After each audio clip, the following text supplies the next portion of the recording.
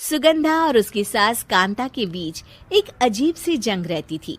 ये जंग थी किचन में कौन ज्यादा अच्छा काम करेगा और घर के सदस्यों के दिल जीतेगा। और उनकी इस जंग में हमेशा कुर्बान होते थे उनके दोनों पति। कैसे? आइए देखते हैं इस किचन पॉलिटिक्स की कहानी में। एक दिन किचन में, माँ जी, आज मैं बना रही हूँ मेथी की सब्जी। इस खाने से घर वालों के पेट की सारी समस्या खत्म हो जाएगी। और मैं बना रही हूँ तड़के वाली छाछ, जिसे पीते ही गैस की समस्या कभी नहीं होगी। दोनों अपने अपने खाने को लेकर टेबल पर पहुंच जाती हैं। तभी सुगंधा के ससुर उसकी बनाई सब्जी की तारीफ कर देते हैं।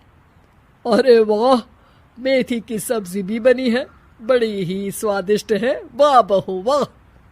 अरे बहू, लेकिन इसमें इतनी सारी मेथी बर्बाद करने की क्या जरूरत थी? देखिए माँ जी, ये तो वो मेथी है जो आप रात में भिगोकर सुबह उसका पानी पीती हैं, और जो मेथी फेंक देती हैं उसी से मैंने ये सब्जी बनाई है। अरे वाह बहू, तुमने तो बड़ा ही समझदारी का काम किया। बस अब क्या था, कांता जी का तो मानो ये सुनकर खून ही सूख गया। वो फैसला कर लेती है कि किसी भी तरह वो अपने खाने की तारीफ लेकर ही रहेगी और सुगंधा को किचन में उसकी कमियां गिनाएगी। कांता फ्रिज खोलकर देख रही होती है और फिर सुगंधा से कहती है, अरे बहू, ये क्या, पूरा फ्रिज गंदा पड़ा है। तभी वहां सुगंधा का पति आ जाता है। वो सुगंधा को डांट कर कहता है, सुगंधा, तुम्हें कितनी बार कह रखा है कि वायरस फैल रहा है, साफ सफाई का पूरा ख्याल रखना है, लेकिन तुम किचन में इतनी गंदगी रखोगी तो कैसे चलेगा। सुगंधा सास की तरफ देखती है जहां वो मुस्कुरा रही होती है।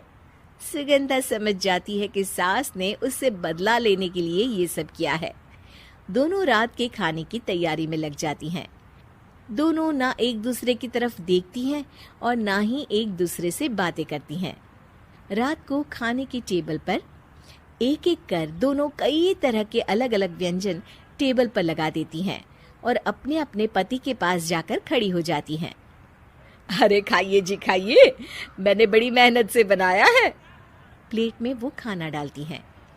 सुगंधा भी दोनों की प्लेट में खाना डालते हुए कहती है, बड़ी ही मेहनत लगी है इस खाने को बनाने में। हाँ, दोनों को ना चाहते हुए भी सारा खाना खाना पड़ता है।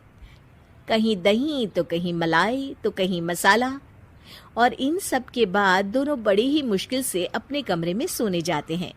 लेकिन अगली सुबह सुगंधा का पति चिल्ला रहा होता है, हाय रे, हाय मेरा तो पेट खराब हो गया, हाय माँ बहुत दर्द हो रहा है। तो वहीं कांता के कमरे से भी कुछ ऐसी ही आवाज आने लगती है। हे भगवान, इस सास बहू की लड़ाई हमारी जान लेकर रहेगी। जाओ कोई डॉक्टर को बुला कर लाओ। डॉक्टर आते हैं। दोनों को देखकर कांता और सुगंधा से कहते हैं, देखिए, आप दोनों इन्हें खाने में हल्का ही दीजिएगा। हो सके तो रात का खाना जल्दी खाया करे और वॉक किया करे। इतना कहकर डॉक्टर वहां से चले जाते हैं। जिसके बाद एक बार फिर से दोनों बहुएं किचन में जाती हैं और खाना बनाने में लग जाती हैं। रात में खाने के टेबल पर दोनों एक बार फिर से खाना लगाने लगती है। पापा जी, मैंने ये पतली मूंग की दाल की खिचड़ी के साथ ये पापड़ और पुदीने की चटनी भी बनाई है। अरे बहू, अभी अभी बेचारे पेट की बीमारी से गुजरे हैं, इतना भारी खाना तो डॉक्टर ने भी मना किया है ना। देखिए, मैंने आप दोनों के लिए सूप बनाया है। और दोनों उन लोगों की प्लेट में खाना डालने लगती हैं। तभी दोनों एक साथ बोल पड़ते हैं, बस करो, हमें माफ करो, हमें नहीं खाना इस घर में ना खिचड़ी और ना ही सूप। हम इंसान हैं, एक वक्त में एक ही खाना खा सकते हैं। बस करो, हमें माफ करो, हमें नहीं खाना इस घर में ना खिचड़ी और ना ही सूप। हम इंसान हैं, एक वक्त में एक ही खाना खा सकते हैं। इतना कहकर वो दोनों वहां से चले जाते हैं। कहानी का अंत।